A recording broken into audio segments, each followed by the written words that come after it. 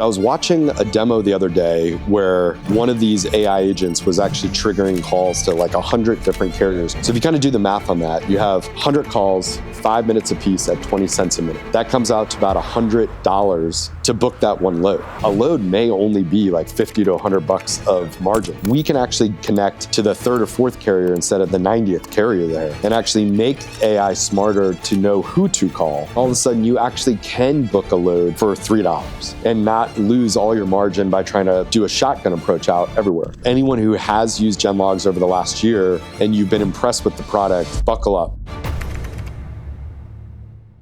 So I guess Paul just said we're not recording an intro, so we're not going to talk about where we are. I'm just kidding. We're at the NTG office. We're with Ryan, Paul.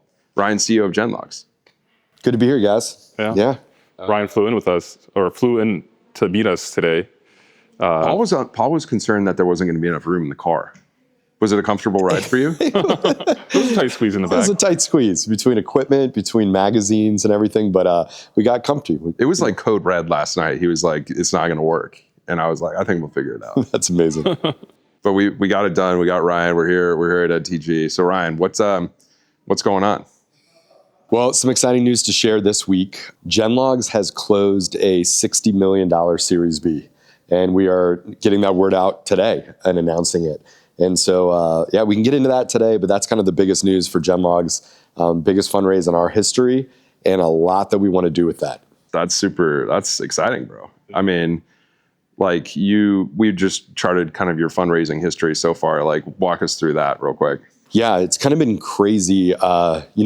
We go back to the summer of 2023. That's when both we founded GenLogs and started to do some light fundraising there. I say light because it didn't go too well. I think for those who know GenLogs, we put a nationwide network of cameras and sensors along all major interstates, freight lanes, and highways. And investors back in the day, I think they thought it was a big execution risk. A lot of them didn't understand why. So we heard about 100 no's in 2023 before we got to a few yeses. That let us close about a $3.5 million round in the winter of that year. A year later, we closed over a $14 million Series A, led by Venrock and Hoff Capital. And here we are now just a year after that and closing a $60 million round with Battery, IVP, Cathay Innovation, and Miami-Dade Investment Authority are kind of the new investors, and 9 Yards as well. And so, it's been wild. Total testament to the team to just grind through and really perform. Each time we've raised, we've been able to hit the revenue targets we set out, get more sensors there, build more product, and we have a lot of ambitions coming out of this raise. That's exciting, bro. Yeah, super exciting. Yeah, Freight Caviar exclusive. Yeah, this is it. And I like.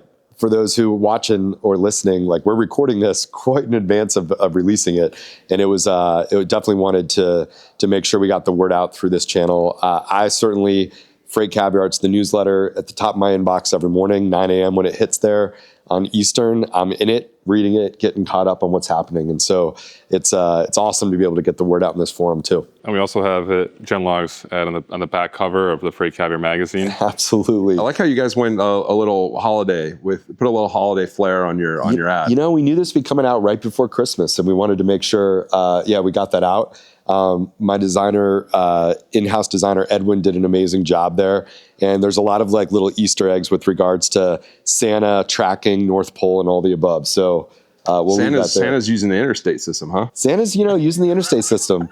Yeah, we caught the Christmas tree headed to the U.S. Capitol there and kind of tracked that across. I think this was actually Night Swift was hauling it, and we were able to track that truck across the U.S. all the way to D.C. when it got stood up there. So it's pretty cool. Where did it come from? I think it was coming from, it's definitely West Coast. It was either up in Washington or in Arizona. I think it might have been North Arizona that they cut it down and brought it over. Yeah. There you go. Shout out AZ. There you go. Shout out AZ. Back when I was brokering freight full-time, my day didn't end when a load delivered. That's actually when the real mess began. Tracking down PODs, dealing with rate disputes, and getting hit with random calls from factoring companies. Total time suck. I wish I had something like ePay Manager back then. They built a platform that keeps brokers, carriers, and factors all on the same page. It actually makes the back office feel organized. If you're still piecing together spreadsheets and emails, this will save you hours. If you're tired of wasting time post-load, go to epaymanager.com or text epayfc to 80483. What's been incredible, Ryan, is to see like your growth in this industry because it's been so quick. Like I remember when we got connected a few years ago, I think we first met in 2023. Was it, or maybe? Yeah, it was. I mean, I didn't even know about freight in January of 2023. So it had to have been in 2023. And that's when really started to dig in on this industry and what we might be able to do there. So like, why did you get into freight? If you didn't even know about freight in 2023, January. Yeah. Tell us that story. I'll kind of back up, maybe go way back in time, because there was an interim step that kind of opened my eyes to trucking, logistics, and freight there.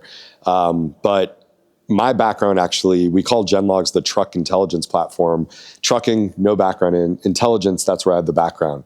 So I spent almost 2 decades in the broader US intelligence community, and quite a few years of that was spent in the Central Intelligence Agency. So my job was to go recruit sources to provide us information, the United States. And through that, we had to get really good at vetting different types of sources, and then really good at rooting out who were the double agents that were trying to pose as good informants, people with good information, who were actually trying to do us harm.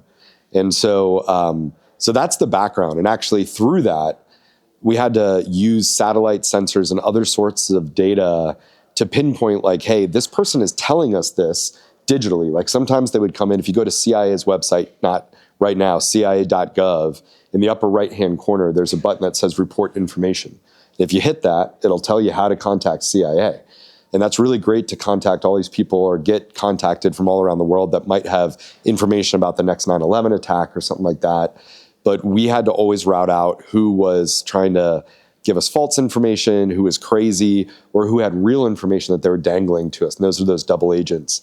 In order to figure that out, you'd often ask these sources something that you'd be able to confirm in the real world. You'd say like, hey, where do you live? Where do you go to work? And what kind of car did you drive? And we could use satellites or sensors or drones in some cases to actually figure that out and say like, were they actually driving to that location? Did they actually have the vehicle, all the above? And when you did see that occurring, you could start to develop some trust in these sources even before you met them. And maybe you're seeing the parallels now, but fast forward to 2023, 2022 timeframe, I'd actually left the government, was working at a startup where Ross Perot Jr., who's big in the logistics space with Hillwood Logistics, he runs Alliance Texas, which is a big BNSF facility outside of Dallas. And he asked at a board meeting one day, hey, this is really cool what you guys are doing at this startup. We were tracking people for retail analytics in malls and shopping centers. And he said, could you do that on trucks? And I was like, why? Why? Isn't that a solved problem, tracking trucks?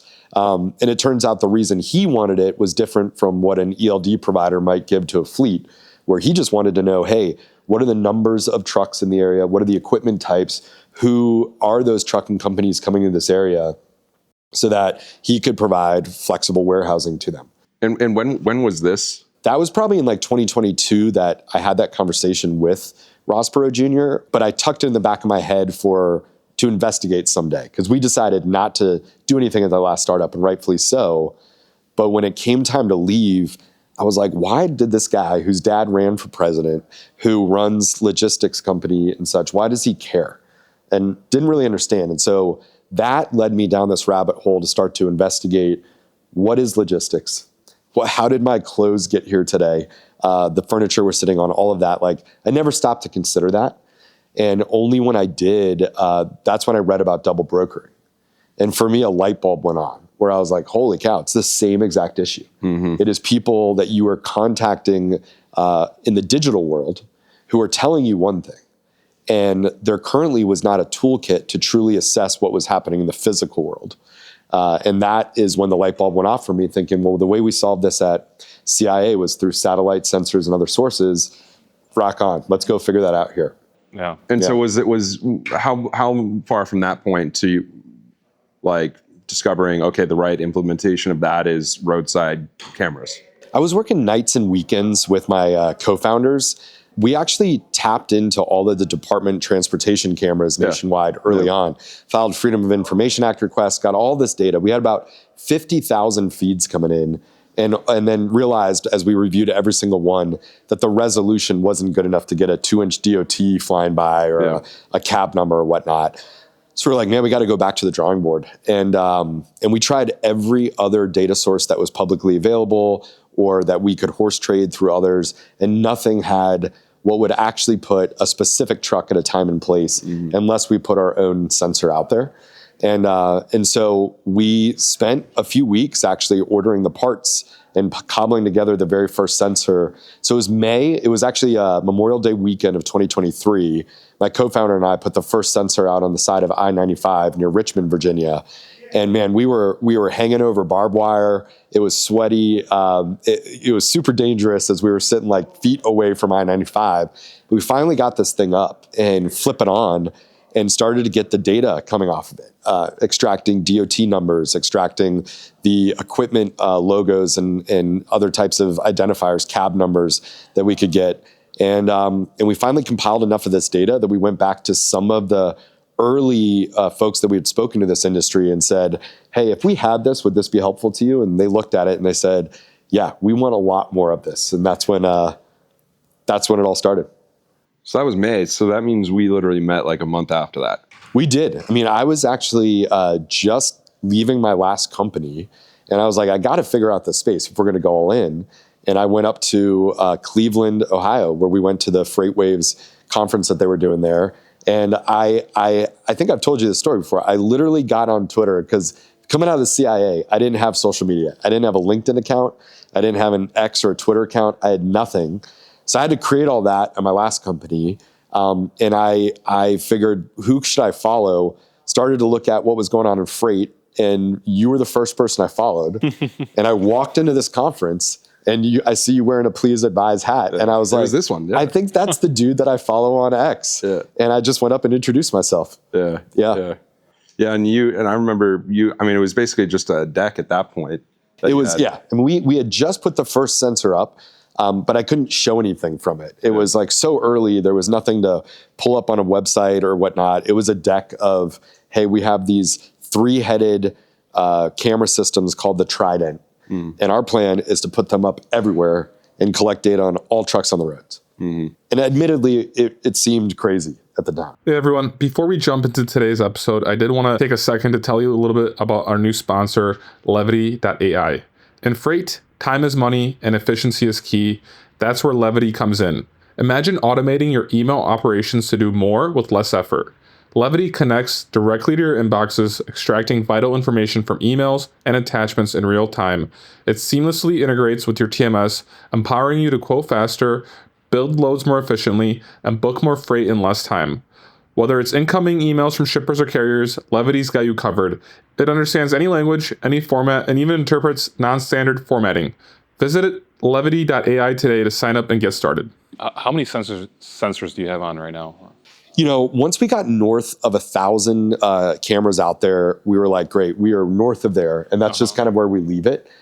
We have, I'll put it in statistics of how much data we're now collecting, which is we collect on over 15 million images of trucks per day now coming off our network.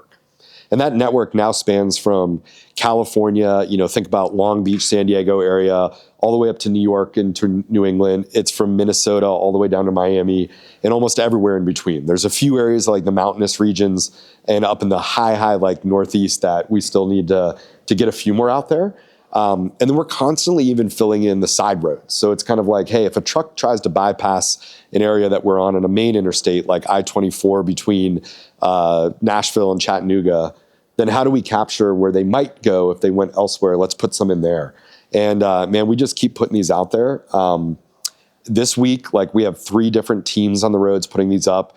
And I think we're in the dozens of just this week that are new ones going out. And that really is the bread and butter of what makes GenLogs is the teams that are actually sourcing the property to get out there. Not unlike like Truck Parking Club. I mean, you guys couldn't exist without your real estate and your real estate partners. For us, it's our real estate partners and us getting these locations out there. That's so critical. Sure.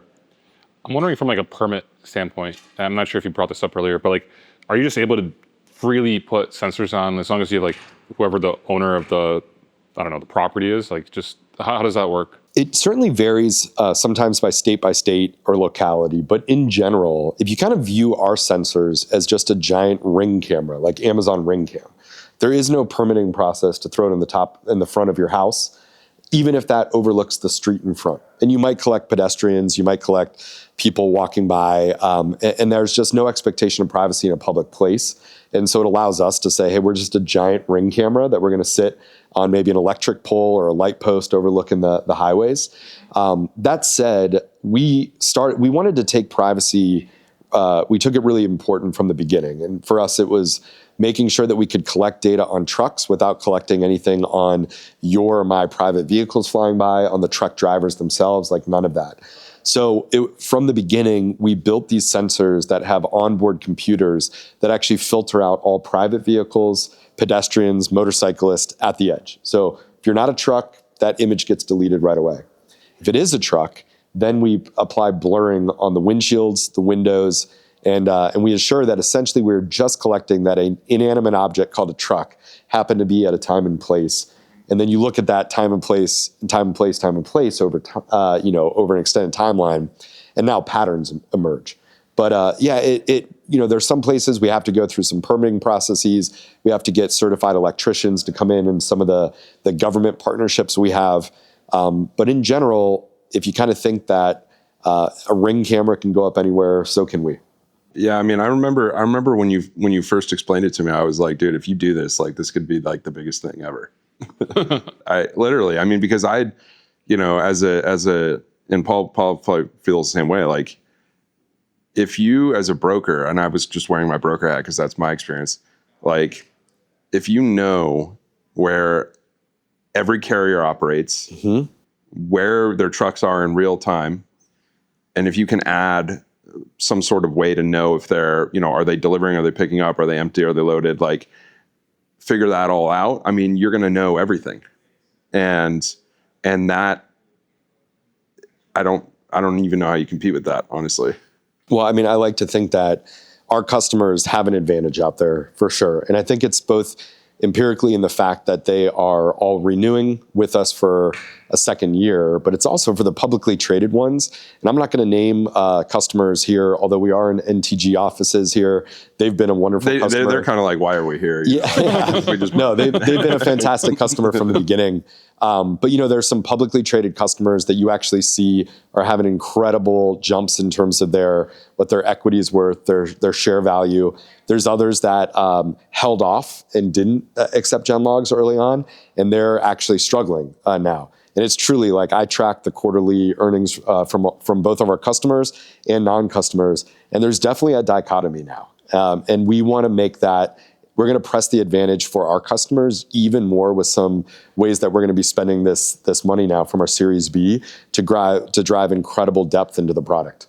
Why do you think that is, that like the customers that signed on are successful compared to the ones that? Yeah, it was, again, I won't name the brokerage, but it was eye-opening for me, having not been a broker before and certainly not a carrier sales rep, to understand like why GenLogs is so critical to some of these operations. If you kind of think of some of these larger brokerages, take like the C.H. Robinsons, NTG, JB Hunts, I mean, they're so successful because over years they've been able to compile a lot of data and a lot of book on carriers out there, and they have a large carrier sales rep base to go make those calls fast and early to book the carriers that are in certain areas like right now. And if we can reduce based on GenLogs, like not having to have the shotgun approach to say, hey, we're gonna call every carrier that's ever historically run this. But what if you were just call the 20 that we saw every day in the last week that were near there? So there's a frequency component to it. That they did this lane, every Thursday there happened to be there. So there's a recency component to that, and a frequent and recent. And then we can actually place carriers where they are in real time right now. And if that happens, then you reduce what might take 20 calls and reduce that down to 2 or 3. And now your throughput is so fast. You're also securing that capacity first, which maybe didn't matter as much over the last 2 years when we've been in recession. Capacity has been so lax that you could find a carrier. But we're recording this right now over that holiday season. We're actually seeing tender rejection rates start to really shoot up higher than they've been all year.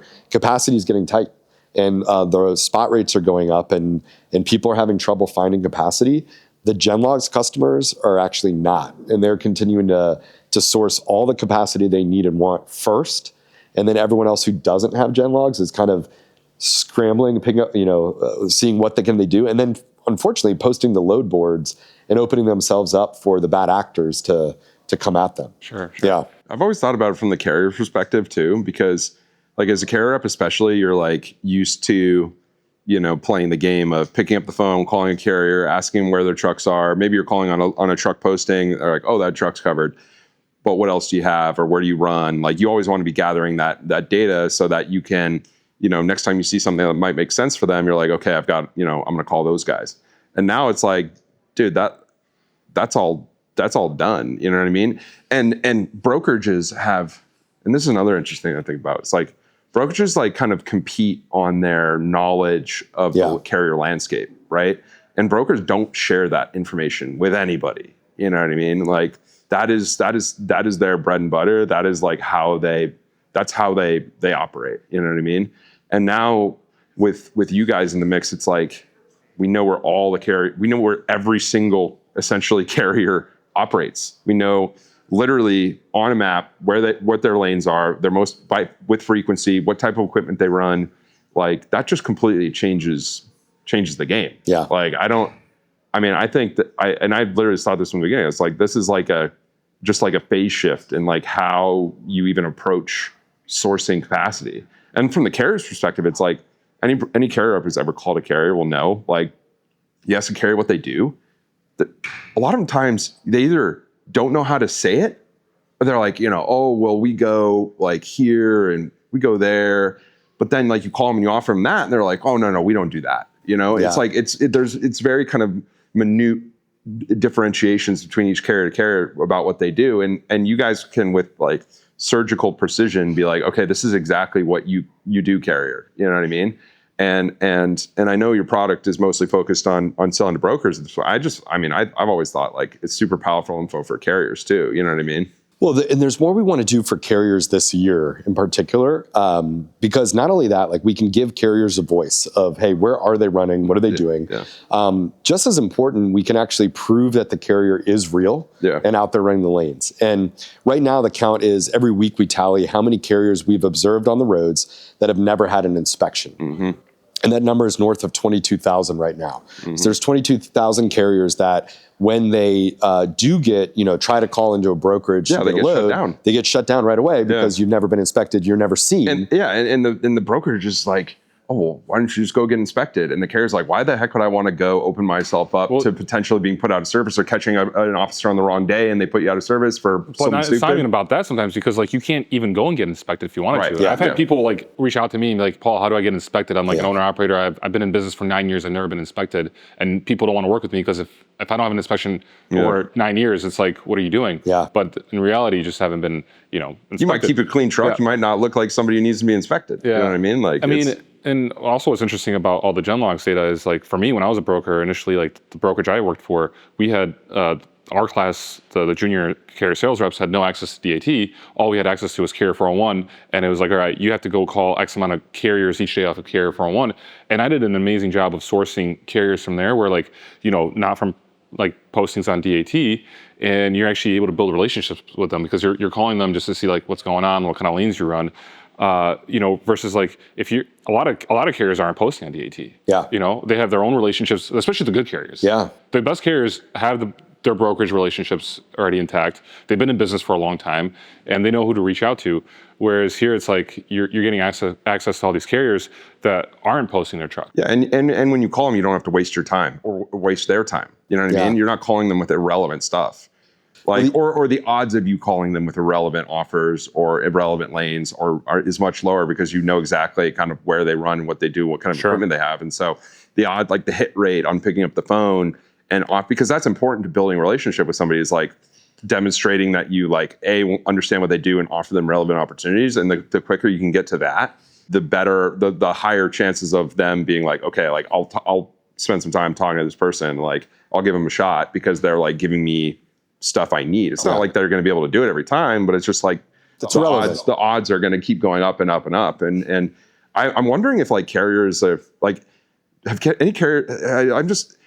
carriers must be getting more relevant opportunities now because of this. And are any of them like, yo, what's going on? Like, why do all these brokers know everything I do now? And they're all offering me like really good loads? It's a good question. And there's been some carriers that hear what we're doing and are kind of like, oh my gosh, I don't like that at all. Yeah, sure. And I get it. I mean, I think anytime cameras are involved, watching this and that, there's kind of like a element of it. Yeah. And yet at the end of the day, I don't know who's actually driving the truck.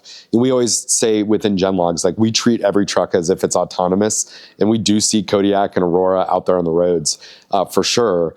But the other part about carriers that I think is really important, and there's more that we're going to do for carriers this year, is they oftentimes, with all of this double brokering issues going on, they're the victims in this. They are getting, they're seeing a post on load board, they're reaching out, and they're now the fall guys for it when all of a sudden it's traced back to, hey, this carrier has it, they like rerouted it, what's going on? But also we have the bad actors are starting to now pose as legitimate carriers out there on the roads when they get hacked or whatnot. And we see it at GenLogs. So we'll see that, Joe's Trucking has one truck, and we always see like where that is. And we generally see those patterns. And all of a sudden we'll see two trucks from Joe's Trucking on two different coasts. Like he was all East Coast and now there's a West Coast Joe's Trucking. And it's just because that popped up when he got hacked and they were using a truck with his MC number to go pick up a load. And so there's actually an ability for us to alert Joe to say, hey man, someone else is posing as you, and this is about to jeopardize your livelihood when all of a sudden you have freight guard reports out there. It's kind of like an identity freeze thing from like one of the credit unions. Or like some guy applied for a credit card with your social. Yeah, and so like that's really important. That's something we're going to be leaning into more. What can we do for carriers themselves this year? But the other part that we did like late last year was released our carrier compliance suite. And I think that's so critical too, because it finally answers the question, like you were talking about finding, like tracking down these carriers, looking at carrier 411. We actually have the ability to now say, hey, this carrier was legitimate and they were out on the roads every single week for the last like 3 years, but they're not anymore. And unfortunately, like they went out of business. But right now in a lot of different brokerages, TMSs or other tools, they did run a load with them once upon a time, and they're still considered active with them right now, even if they've disappeared from the roads. So we actually do this cleanup, which says, hey, this carrier is like no longer physically out there anymore, and maybe you shouldn't like try to tender loads to them. Or if they reach into you via a load board, maybe you should take another review of their activity out there, because they might have gone out of business. Someone else might have bought their MC, and then that's not a good place to be in.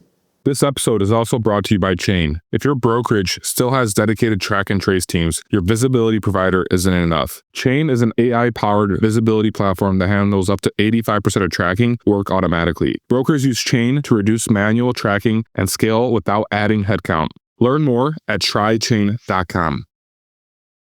That's been happening quite often nowadays. I think you've posted about it before, about the MCs being sold. Yeah. With a lot of trucking companies going out of business these days, like they just go on Facebook, try to get some kind of money on their MC. So like, can you walk us through that a little bit? Like, how is GenLogs actually tracking that, and like, how is it helping? Yeah, we're not tracking the actual transactions themselves. Those transactions are happening in Facebook groups and otherwise. You see the clues though.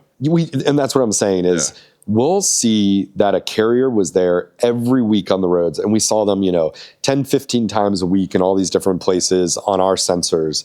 And you'll kind of see that if you kind of think of like a time series graph. They're always there, there's always there, and all of a sudden, boom, they drop off. And then like they're just not on the roads anymore.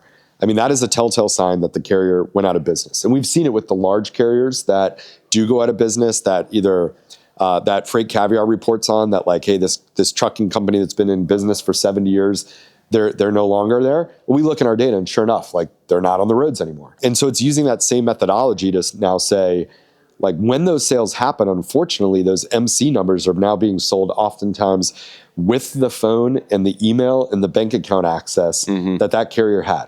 What does that allow them to do? It allows them to bypass all of the two-factor authentication that was set up with any of the other vetting platforms out there. And so now from a digital perspective, you have a bad actor that gets the PIN to log in and still get access to a load. And GenLogs all along is saying like, hey, they are not out there anymore. And so, for me, it's really important that customers blend this digital and physical world together almost as two-factor authentication. And if the carrier's not out there anymore, think twice before you tender that load, or at least dig deeper. If everything is actually in harmony, where they have the same patterns every day, and the load that they're trying to get access to is along where they are on a regular basis, and everything looks good on the digital side, that's a pretty good sign that like you're in good standing, and you're going to be okay and protected in that. Where there's a will, there's a way, right? And with all as brokerages and the various tech providers, compliance providers have figured out how to, plug one gap, another one's popped up. Like, is as you guys scale the sensor network, as it becomes impossible to not pass one of these sensors, like, is this the solution? Like, is it a solved problem eventually, or how do you kind of think about that? Well, I mean, we're constantly thinking about how could this be broken or spoofed, and that's where some of that is just more sensor coverage starts to help like fill in some of those gaps. Some of it is data science, which I can get into what we're doing there. But at the end of the day, I do think there's truly a limitation on physics where a fraudster, in order to truly act and breathe like a real legitimate carrier, they have to be running a truck on the roads with frequency and recently along lanes. Which, if you're out there just to like smash and grab and steal a few loads, you're burning through your MCs, you're not creating those patterns. Mm-hmm. And so I do think like until they can either make trucks fly or invisible or spoofed fully, where you're actually taking on the full VIN of another truck and everything about that truck so that you're like trying to actually hide in the physical signature, I just don't think that bad actors are going to sit there and run from Chicago down to Dallas back and forth for like 3 months just to hit like one score. Like, I just don't see that happening. And we're looking for any signatures to kind of show that the bad actors are trying to adjust to what GenLogs is doing. We don't see that yet, other than we believe that over time they're just going to stop some of those vectors that they are currently have, because we're shutting those down. What happens if every brokerage is on GenLogs, using GenLogs? What happens to like the industry? Well, for one, I do think that the attack vectors that the bad actors have been using start to get shut down. Number two, you can argue that there's no longer that competitive advantage for those that are using GenLogs or not. I would argue that there's different degrees of using. We still have customers that are using our user interface to search for carriers on a certain lane and then go from there. I would say that in the long run, that is not the most efficient way to do it. And we are working through this next year to integrate with every single TMS out there, any other software that it was internal to like what NTG uses. Our recommendations of carriers needs to be done at that level. And then we need to drive a lot more automation. The more that we can drive automation and execution of, hey, I contacted 20 carriers on your behalf and I started to get 3 of them interested in booking or whatnot. A lot of what these larger agentic AI platforms like Happy Robot and Augment and others in our industry are doing, that's where I think the value is truly going to be. So everyone could have GenLogs, and I hope they do over time. That'll certainly help them defend against bad actors while maximizing all the opportunities. But the ones that are truly going to win are going to be the ones that have figured out, okay, how do we take GenLogs APIs and have that trigger actual operations? One thing that I found interesting, and we've spoken about this briefly in the past, is from the commercial side. Like, at first you were probably thinking, okay, like this is a valuable product for brokers and for carriers. We can develop a product for them, but you've also kind of expanded into law enforcement, insurance, and like all these other domains where there's maybe you didn't realize there would be value, but there is. Like, how's that gone? Yeah, I mean, it's gone even better than we expected when it came to some of these other verticals that we have expanded into. I would say, like, in as much as I knew nothing about trucking 2 years ago or 2.5 years ago, I knew even less about insurance and what they care about, what makes them tick, how they do underwriting, how they do claims and all of that. And it's been through GenLogs that we've now learned that, hey, we can actually help them on doing better underwriting on fleets and digging into claims in a more efficient way. The government and law enforcement side has been nuts, not only in the way that GenLogs has been well accepted and adopted there, it's been nuts what they've been able to find and do. And so, like, on a daily basis, we help, in terms of stopping bad actors, we help freight brokers and shippers stop double brokers. On the law enforcement side, when we've stopped huge narcotic shipments being sent around, we've rescued minors from sex trafficking rings that involved trucks, unfortunately.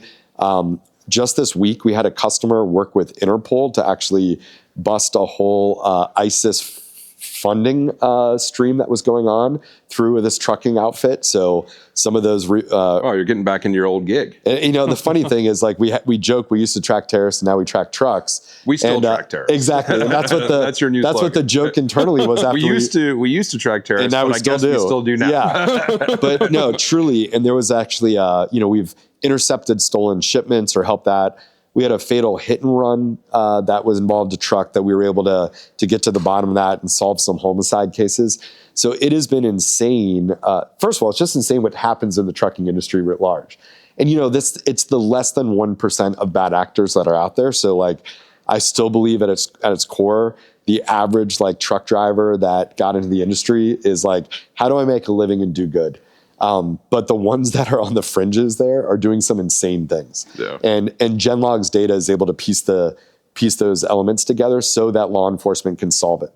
I'm curious also, Ryan, since you're originally from the DC area and involved, obviously you're in the CIA and politically, I guess, everything's happening there from politics. Can you tell us a little bit about maybe a little bit what's happening with Sean Duffy now and I don't know are you somehow involved in any of that kind of stuff? What I can say is, I think Sean Duffy is ready to roll, as in he wants to get some actions done in this industry, and he already has. And I just think that this administration, is particularly the U.S. Department of Transportation leadership, they're not about red tape in the way that past administrations was. I did grow up I worked in the Bush administration, Obama administration, and others.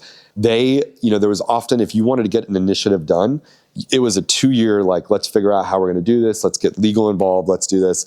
With this administration, particularly Sean Duffy, it seems very much what is the pragmatic thing to do that's going to save U.S. jobs or save U.S. lives?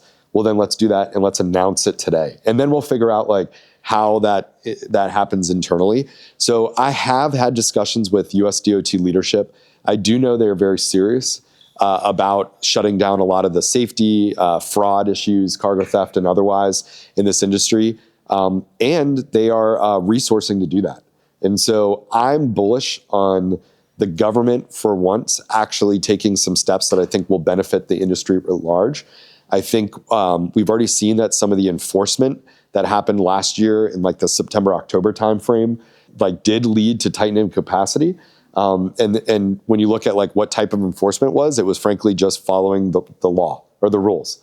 And so yeah, I know the administration is serious about it.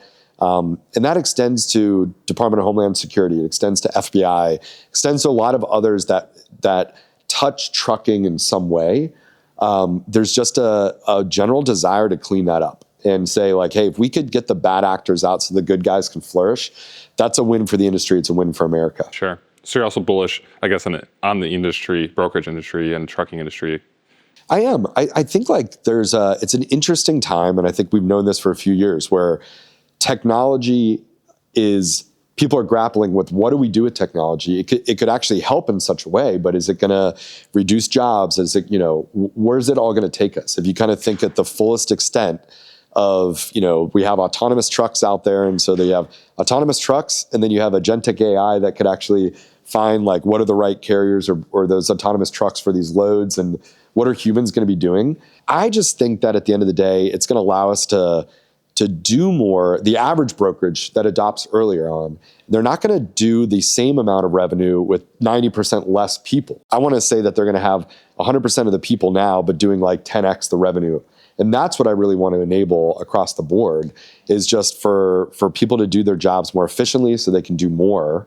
I think there will be inevitably consolidation in the industry as you kind of realize that those that maybe were late to the game on technology are getting acquired by others that were early and are like, hey, look, we can do more with people, so we'll like buy you out, take your people, and then give them the technology to do more. But I think in general, the industry is going to be in a better place in 2027 than it was 2023 and 2024.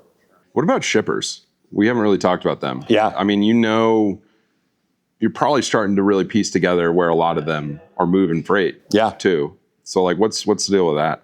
We have a whole side to our product called Shipper Intelligence, and we've just upgraded to what we're calling like Shipper Intelligence 2.0 internally, where we're taking in other types of data sources coming in from satellites and terrestrial sensors and other places, bringing it all in so that we can really unpack what every shipper is doing in America, the commodities they run, the equipment they need, the lanes they have, all of that. So first of all, like every shipper sales folk at a broker should be looking at this and figuring out exactly who they should call and why. But in terms of what we can actually do for the shippers, I think it's important to keep in mind that only 20 to maybe 30% max of the freight on the road is actually brokered to begin with. And which means that there's like 70% of that freight that is contracted out there. Now, those RFP processes are often done by just inviting the carrier that you met at the conference, like having drinks. We were like, dude, Reed was a great dude. Hey, we're going to invite you to the RFP process. But having no data-driven a way to say, does Reed actually have enough trucks on the lanes? He says he has trucks in our area, but does he? And you actually like realize that a lot of the freight that like fell off from the contract carriers going to brokers was because those shippers didn't do a great job from at the beginning of who they should invite to the process and what lanes should be allocated in terms of those routing guides. And I actually think there's a huge opportunity to elevate brokers in that process. Like there are going to be some lanes that Werner is going to just have enough trucks and they're going to be able to handle, and they're going to win on RFPs, and Schneider's going to win some other lanes. But then there's going to be these lanes that like, they're not in their networks. Like they just don't run from Denver to Sioux Falls or whatnot. And that's where I think there's brokerages out there that are using GenLogs to find who are the best carriers on those lanes and securing really great capacity on those lanes from smaller carriers, that those brokerages should be able to, in that process, actually secure like some great lanes and lock in a favorable pricing because they know they could source that capacity through GenLogs. And so we envision a world in which we can actually put something in a shipper's hands that does not help, but actually elevates the brokers. And that's exactly what we're planning to build this year too.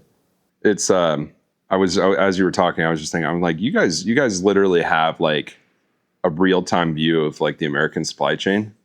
You know where every truck is, what every company does, what every shipper does, where they move, who their suppliers are, who their vendors are, who their customers are. And that's like, I'm just glad that we got a bunch of patriots who have access to that data because that's, in the wrong hands, that's like the best. You know what I mean? Early on, one of our investors is Titletown Tech out of Green Bay. It's like part of the Green Bay Packers, and it's actually in partnership with Microsoft and AT&T. And I met with the head of federal for Microsoft on one of my trips out there, and he looked at the data that we had, and he was like, can we immediately chat about like how you guys are locking this down to make sure it doesn't fall in the right hands? Yeah. And so we did. We dug in really deep, and I mean, we take security super seriously on our side. The backgrounds of the team often come out of the intelligence and military community. We lock this data down. That said, there is data that would be helpful without harming the integrity of the United States or the national security. That would be helpful to every broker, shipper, carrier out there. And so we're also going to be working on the second half of this year is a market intelligence tool, which if you can kind of envision like understanding both at a macro level, how many different fleets are on the roads today versus yesterday versus individual trucks. But then also at a very specific and hyper-local level, we have so many sensors packed in, like I'll take Dallas as an example. every available lane that a truck can come in or out of Dallas is completely covered by our sensors, which means like right now I could look up the exact number of trucks that are in the Dallas metropolitan area right now and how many of them are reefer versus flatbed and how many of those are likely to head east versus west now based on those past patterns, which now allows us to do some interesting work in terms of pricing power and some of those rate, providing some predictions on where rates might be a few hours or a few days from now, based on the patterns that we're seeing on the roads. And so we're going to be actually digging, really providing more depth to that capability, actually building a product around that and starting to put that in our customers' hands late this year as well. So you're going to understand like the actual freight market better than anyone else. That is the goal here. Now, you can't do it alone on our sensor network. And this is where like taking a few different points, but then tying it to what we're seeing, it's quite an unlock. I'll give you like an example where some of these ELD providers out there, like based on their terms of service, they can't actually attribute that ELD identifier with the specific truck or the specific fleet. But they can package all of that up and sell it to data brokerages for like pennies on the dollar. Well, we can go out and buy that and then now say like, hey, we're going to go ahead and correlate that to see what we're seeing in our data. And when we do, we now like own almost like the ELDs of those trucks to understand like what those patterns are over time. And then you can look at changes as well. And then we can bring in, like I said, satellite imagery and others. And so really what's coming out of this Series B is GenLogs. We're so much more than just we have our sensors on the side of the road and we just give you that data. It is we take all of that data plus all the other data that we can bring together like the CIA does and tie it all together to make really clean assessments or analytics or exactly what your AI should do next, and all driven by real data, like real deep science data that we're collecting and driving more depth through our data science teams. That's where GenLogs is going. It's not just it's a tool that sits in every brokerage. It is the mind that is fueling like any of the AI companies out there. It is the real ground truth data. It's context. Yeah, of what's happening. Yeah. And I mean, earlier we were talking, and you have a large data science team here in Atlanta. And Reed mentioned something that he doesn't have a data guy, and you're like, you need to get the data science person to like for Truck Parking Club. Yeah. And I'm kind of curious what your opinion is about like freight brokerages and like data science, because like they have so much data as well, and like they're not really doing much with it. Yeah, I think the ones that are doing something with it, like I think C.H. Robinson in a lot of their public quarterly earnings reports, like they've been pretty clear that they are doing a lot with it, and you're seeing what that advantage is. I think these days, totally understand if you're like doing less than 5 million and you just started out your brokerage, like it's not the time or place to get a data scientist in there. If you're sitting in a place like NTG where we are here, Echo, RXO, or others, there definitely should be in-house data folks that are figuring out like what do we do with the data. One of our customers that we publicly acknowledge is Flock Freight, and I think they get it right. Like they hired the best data scientists in the world that actually sit there and look at what they do is actually like it seems easy of like, oh, partial truckload, like shared truckload, totally. But to actually figure out how to do that, like what are the carriers that are at the right place, right time to reach out to start to consolidate. That takes some more data under the hood. So I don't know. I'm a big believer in folks should be doing a lot more with their data, but I'm also a big believer that you don't have all the data out there that you probably should, which is why, if you kind of view GenLogs as your own external CIA. We came out of the CIA. We take all the tactics that from 75 years of when the CIA was founded until now, and now bring that into your brokerage or your shipping or your carrier or whatever it is. And we give you not only the data you have, which by the way, you can filter right into GenLogs and we can do some really cool stuff with it, but real data from the roads, real satellites from the air, real like everything. And now that's your own like personal CIA to go like crush the world or whatever you want to do. Like that's what we want to be. That's amazing. Yeah. So what's like you're building the war chest, you're putting money in the bank to reinvest into the business and growing and kind of, fueling the rocket, if you will. What's kind of the plan there? Well, for us, it's all about people, and we're going to more than double the size of our team over the next year. In fact, we're about 64 people as of recording this. We're going to end 2026 at about 150 people at the company is what we've planned for. So some significant growth for sure. That is primarily going to be on the product, data science, and engineering side. So for anyone who has used GenLogs over the last year, and you've been impressed with the product, buckle up, because we are providing so much more depth to what we can do and really starting to getting into that integration, execution, automation part of the phase of our company where I wrote a blog post in July of 2025, last year, where it was the end of user interfaces. You read it. And I really felt strongly, we made a beautiful user interface so we could prove that we have this data and that it could work for you. And now we need to get rid of it, and it needs to be riding right. All of that data needs to be executing the transactions right within a brokerage, and that's what we're going to be using this data, the funding for, is to execute on that vision. Yeah, I mean, I'd be curious to see, over this year, stories from customers who have, taken GenLogs and taken some of these new. Because the way I see it is if I'm, leveraging whatever, a happy robot or an augment or something like that, with kind of the context that GenLogs has, and obviously a solid understanding of what our freight is, what our loads look like. I mean, that's fuel for the effectiveness of the other tools, right? And combining that all together, it's we've got this load on Mondays, every single Monday, from Dallas to Chicago, and our agent knows what carriers are in Dallas right now who all they do is run to Chicago. Yeah. And they've got a dry van, and they drove in yesterday, and we saw them go to the warehouse. They're going to be empty. We should call them. Yeah. And that's just more. That's just a laser for those systems to be just more effective. Well, right? and the reason it's important to be more effective, and I got a little hot take on this. I actually have great respect for all of the agentic AI platforms out there. But I was watching a demo the other day where one of these AI agents was actually triggering calls to 100 different carriers going on. And each one of those calls, as they were kind of going back and forth on the negotiations, was taking on average, it seemed to me as I was watching, 4 to 5 minutes.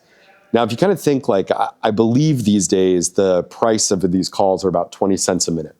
So if you kind of do the math on that, you have 100 calls, 5 minutes apiece at 20 cents. That comes out to about $100 that it just cost you to book that one load.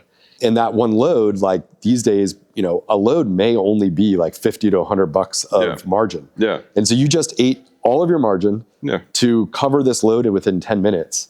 That doesn't make sense. You guys might be able to bring that 20 call or 90 calls down to 15. And that's exactly the point, is that if we can actually connect to the third or fourth carrier instead of the 90th carrier there, and actually make AI smarter to know who to call, then all of a sudden you actually can book a load for $3 and not lose all your margin by trying to do a shotgun approach out everywhere. And so that's really where, whether you use our own agentic AI over time or others that have it as well, as long as you're pairing with a sniper rifle, hey, who's the right carrier to call right now? You can book more loads faster, but more importantly, cheaper, so that the margins actually still make sense. And you just mean cheaper from the standpoint of literally, it's going to cost me less in acquisition to find the carrier acquisition, so to speak. Exactly. Yeah. We don't want you to have paid $100 to make $50 of margin. That's never going to work out. Yeah, and the end result of that for the carriers is hopefully they're getting less irrelevant calls. You know what I mean? Because if you're a carrier, probably the last thing you want is with this whole, a lot of them probably maybe experiencing this now or worried about it. It's am I going to be getting a million spam calls from robots offering me freight I don't want? Yeah. Right?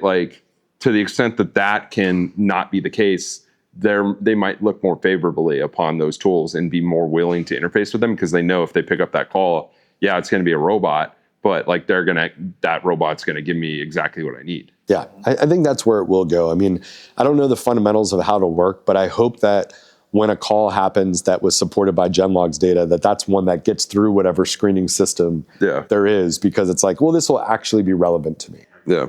I mean, like at some point, if you're a broker and you're not using GenLogs, like you're just going to be left behind because, well, for one, you have access to all this data. For two, like to compete against you is, I mean, very difficult. Like no one has sensors. You have over 1,000 sensors right now. You're gonna have even more. And so like right now, like any broker that's listening to this and that's not using GenLogs, like this is like like you need to get on this ASAP, because like you were mentioning, the ones that are publicly traded brokerages, like you could tell that they're a lot more successful because of it. And like you could still utilize this, and it's still a huge advantage to you as a broker and to your customers if you get connected to GenLogs. And I mean, once more and more people get onto GenLogs, that advantage is gonna, I mean, dissipate or decrease, right? Yeah. Like, but you're still gonna be needed, so you might as well get it on now. Yeah, it's self-serving to also say like, yeah, everyone should have GenLogs. You know, what's been really interesting is the more we've done to stop the double brokering issues out there and stop the theft, we've actually had our own customers reach out to us, say, hey, we're glad that we had it, because when the shipper's RFP just came out there and basically it said in there, you have to have GenLogs, or they're asking the question, wow. Do you have GenLogs? And it was clearly that whoever did, it was going to be more favorable. And we've had a number of like the Fortune 100 shippers reach out directly to us, now asking us for the list of our customers to say like, hey, can we just see who your customers are? That's who we're going to invite to our RFP process. And, you know, we'll never share who our customer is without their permission. But, you know, when I put it in that context of like, are you okay sure, go ahead. if we can tell the shippers that you use us? Yeah. And it's actually going the other way now, which is a lot of them are like, how do we do marketing with you, like co-marketing, to get the word out that we use GenLogs? And that's just like, it validates what we've been trying to do all along, which is make sure that our customers, like ITS Logistics, when they implemented GenLogs in the year afterwards, their critical incident rate fell to 0.004%. What was that? Critical what? Critical incident rate. So that's like, you know, some theft, potential double brokering. I mean, it just essentially doesn't happen anymore for them. And they've like used that to their advantage to go out to every shipper to say like, hey, we actually don't lose loads anymore.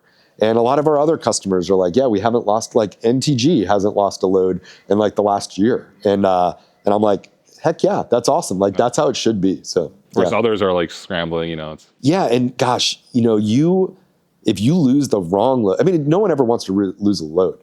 But if that load's lost for a shipper that constitutes 30% of your business and they drop you because of that, like I'm not want to be a fearmonger here, but like I would not want to risk it and be in that position. That's less money lost than the GenLogs contract. 100%. And you know, as part of our Series B, yeah, exactly.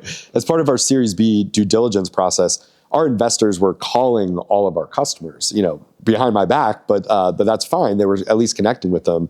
And repeatedly, everyone said, you know, GenLogs is, it's the exact cost of what like one load that we prevent being stolen. For sure. And so like we come out ahead the very first time that we prevent what otherwise would have been a stolen load. Yeah. And then the rest of the year is just like gravy where they're signing new shippers, new carriers, like all the above. Yeah. So, I mean, I get a lot of DMs, a lot of people like talk to me, and I hear about a lot of companies, and like GenLogs is like honestly maybe like the only company where I haven't heard anything negative about, because I mean, it's not cheap too. That's the thing. Like it's like you have to pay in order to get access to that data, but it's like, I mean, I haven't heard anything bad. Realistically, it should probably cost like 10x more than it does. Maybe we can talk about this off camera. Sorry, broker. No, I'm just kidding. I mean, it's like, so beyond the avoidance of loss, how do you quantify the gain for a customer? Yeah, this is something that we are also going to be working on more. Is right now we don't have like an ROI dashboard that our customers can go in to look at it. Hopefully by the time this comes out, we'll be in the early phases of that. But you can kind of look, it became as simple as asking folks to put in their CRM a field for like, I sourced this shipper from GenLogs. Yeah. And once they added that in Salesforce or others, then all of a sudden they were now able to be like, oh, wow, we actually got another like $10 million worth of top line this year. Yeah. Thanks to GenLogs identifying the shipper, knowing what its lanes were. And the other day, a customer reached out to us saying like, dude, I love the shipper intelligence side of what you're doing, because all I do all day is just screenshot a shipper's lanes coming out of their facilities, email it to them and say like, hey, you got some sweet lanes, we can cover you on these. And their response rates is north of 50%. It was like 50 to 60%. I mean, it's kind of the same. It's the other side of the same coin. It's like you call a carrier, you know exactly what they do. You offer them relevant opportunities. It's just the same thing, just reversed. It's like, I know what lanes you run. Yep. Like, and you can also, I mean, you can just literally be like, this is exactly what we do. And you can provide proof of that. It's like, well, the other way, just to kind of answer your question too on ROI, is we had a customer that started to track what was the margin when they posted on a load board versus what's the margin when they did outbound carrier sales calls through GenLogs data. And actually, the average dry van margin for them was about 11% when it was posted on a load board. Yet through GenLogs, they were seeing 15 to 16% per load. So an extra 4 to 5% per load. And then you compound that with thousands of loads over time, like that is when you can actually see the ROI. And it makes total sense, because it's literally just like, that just means they're more effective reaching carriers who actually want what they have to offer. Yeah. Not that they're like finding naive carriers who they're able to like rip off. It's like, no, you're giving me what I need. Yeah. You know what I mean? Yeah, I'm trying to get home. Yeah. And yep, I'll take that load and let's do it. Yeah. And it's like, it's just increasing the effectiveness of the whole system, which is better for everybody, really. Yeah. In a way, I see like GenLogs like bringing the industry like back full circle, because like you just mentioned how someone who is using GenLogs to sort shippers, they're emailing a shipper lane and like telling the shipper what lanes they could run. I feel like that, like back in the day when you were doing brokerage sales and you didn't compete against tens of thousands of brokerages, it was much easier to like get in with a shipper, right? Yeah. You were calling them like, hey, this is Paul from ABC Brokerage. I could help you with this and this. And the shipper was all more receptive to actually talking to a broker back then. And now then the industry got flooded with a bunch of brokerages and then a lot of fraud, and it's been difficult to get that response rate from a shipper, right? And the same thing when it comes to like sourcing carriers. Back in the day, you would go to like a truck stop and you would like, knock on some like a cab's door and a cab door and talk to the driver and see what they run and if maybe you could help them, right? And it used to be dial a truck. It was so different, but in the same way, I feel like we're kind of going, like, I don't know, returning to like the roots of it in the industry, with GenLogs, but in a digital way, in the right way, right? Yeah, I agree. I'm not sure if that makes sense. Sorry. It does, but I think like what we're doing is building trust between two humans. And it is Paul saying like, they're at ABC Brokerage and I actually like have capacity on a lane that I know you have and likely like need some help there. And I say likely need some help because some of the greater depth we're building into our platform this year is actually looking at things like what are how many containers are hitting the coast, like the port of Long Beach or the port of Miami or Jacksonville, and where are those going to go in, and then where are they going to hit a shipper, and all of a sudden that shipper's inland distribution lanes are going to start to spike. And if we can actually get a signal on that a few days ahead of when that happens, we can now signal like, Paul, we know you like to move X, Y, or Z in the Southeast. Call these 3 shippers because all of them are about to have more needs on these lanes and probably don't have the capacity there. And boom, you're in. But you're going to do it at it's not just, hey, let me send you the screenshot and this and that and like lazily. It is, hey, I have invested as a brokerage in a tool that is helping me understand your needs. It is also helping me source better carriers, defending against all the theft so that I can provide better service to you. Like, how can I help? And that is a way to like come in. It's that human, like old school connection of actually doing the work rather than just connecting your email to a bot that's just going to boom, boom, boom, boom, boom, boom, like all this out there. So yeah. I mean, there's no way any shipper is actually setting up, a legit shipper is like setting up with a broker nowadays with just like like an automated email. Like, yeah. Keep going. We're going to get Kevin in here. Oh, Kevin's coming in? Hey, there you go. Boom. Yo. Hey, buddy. What's up, Great. dog? Good to Yeah, we see got you. Kevin here. You want to come say some nice things about GenLogs? Hey, Kevin, good to see you. Doing great. See you, man. Yeah. Hey, Kevin. Don't cut the tape. Don't cut the tape. Yeah. welcome to Atlanta, where the players play. Did you see the bathroom We review? move like 5,000 loads a day. Yeah, you got a nice spot in here, man. I reviewed your bathroom. Did you see The it? bathroom's funny. Yeah. Right? It feels like a Vegas casino. It is nice. Oh, Right? yeah. Oh, yeah. Y'all been around the floor? Oh, yeah. Drew gave us a tour. All right. A little empty, but we'll fill it up or we'll move downstairs. Do you have anything nice to say about GenLogs? Look, I think we've covered a lot of loads from it. Yeah. I also believe that OTR is using it as well. Yeah. carrier Assure, which we're an investor in, has a relationship. I think a bunch of different. So look, it's grown like crazy. Cameras on the roads, looking at trucks. I like it. I got a quick story. When I first met Reed, it was actually we first met in Cleveland in F3 Freight Waves, like 2023. And you sent me a really cool like silver dollar, and I have it. You do? Oh okay. yeah, it's on my. But the funny thing was when I was telling him this, the idea for GenLogs, Kevin just like kind of looks down. And he goes, "So it's basically like deer cams for trucks." Right? You catch what's moving around, and you look at it. You see what's good and what's not good. That's exactly it. Deer cams for trucks. We're going to the farm tomorrow, right? Yeah. All right, good. You can shoot a deer. I've never shot before, so you got to teach me how. We'll start with the shotguns then. We'll start with the skeet and trap, and then we'll work our way to a rifle. Can we film it? Yeah, but I mean, if you've never shot before, I don't know if we're going to. That would be a pretty bad